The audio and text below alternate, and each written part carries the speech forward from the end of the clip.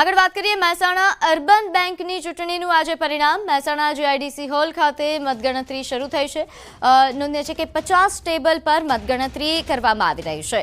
પ્રથમ રાઉન્ડમાં 50 બૂથોની મતગણતરી 150 કર્મચારીઓ મતગણતરીમાં જોડાયા છે। મોડી સાંજ સુધીમાં મતગણતરીની પ્રક્રિયા થયા બાદ પરિણામ આવશે।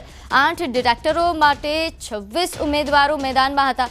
વિકાસ અને વિશ્વાસ પેનલ વચ્ચે જંગ જામ્યો હતો, ત્યારે હાલ સૌ કોઈ પરિણામની રાહ જોઈ રહ્યું છે।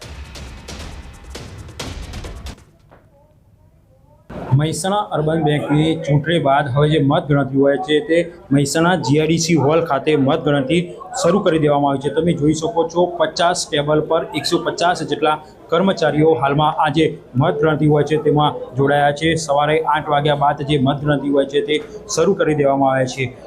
મોડી સાંજ સુધી આ જે રિઝલ્ટ હોય છે તે આવી શકે છે। ઉલ્લેખનીય છે કે ગત રોજ જે મતદાન યોજવામાં આવ્યું હતું જેમાં 45.90% આસપાસ જે મતદાન હોય છે તે મતદાન થયું હતું।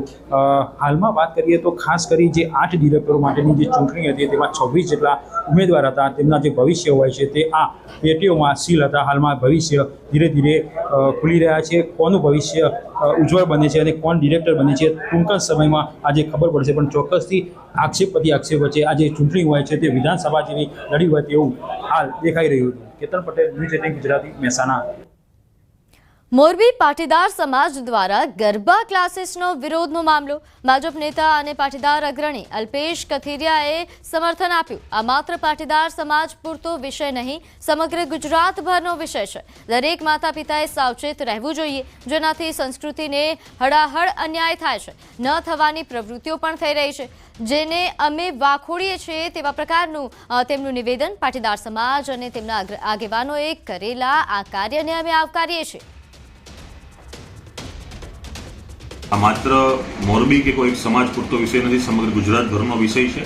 આ બાબતે દરેક માતા પિતાએ સાવચેત પણ રહેવું જોઈએ અને સાથોસાથ જે સારા સંસ્કૃતિસભર અને મહિલાઓને મહિલા ડાન્સ શીખવવામાં આવે ગરબા, અથવા પુરુષો દ્વારા જ એના ગરબા કે ડાન્સ શીખવવામાં આવે, જે પ્રવૃત્તિ થાય છે એને અમે સ્વીકારીએ છીએ, પરંતુ જેનાથી સંસ્કૃતિને પણ હળાહળ નુકસાન થાય છે અને સાથોસાથ જે ન થવાની પ્રવૃત્તિ થઈ રહી છે આવા કૃત્યને વખોડીએ છીએ।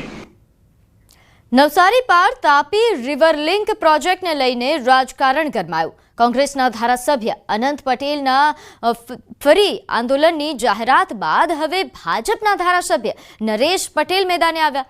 તાપી પાર રિવર લિંક પ્રોજેક્ટને લઈને હવે ગણદેવીના ધારાસભ્ય નરેશ પટેલે પ્રતિક્રિયા આપી। અનંત પટેલ પાર તાપી રિવર લિંક પ્રોજેક્ટને લઈને દક્ષિણ ગુજરાતના આદિવાસી સમાજને ગુમરાહ કરી રહ્યા છે તેવું નિવેદન તેમણે આપ્યું। કેન્દ્ર સરકાર કે રાજ્ય સરકાર દ્વારા પાર તાપી રિવર લિંક પ્રોજેક્ટને કોઈ પણ પ્રકારની કામગીરી હાલ નથી કરવામાં આવી। 1987માં કોંગ્રેસનું શાસન હતું, એ સમયે બિનખેતીની થઈ છે, એ જ સમયે પ્લાનની મંજૂરી મળી છે, એ જ સમયે લીઝની મંજૂરી મળી છે, અને આજે કોંગ્રેસના બંને નેતાઓ આવીને અહીંયા અધિકારીઓને ભાડમાં લઈ, કોઈ પોલીસને લઈ અને પ્રજાને ગેરમાર્ગે દોરીને ઉશ્કેરવાનો પ્રયત્ન કરે। હા, નુકસાન થતું હશે ને તો હું પણ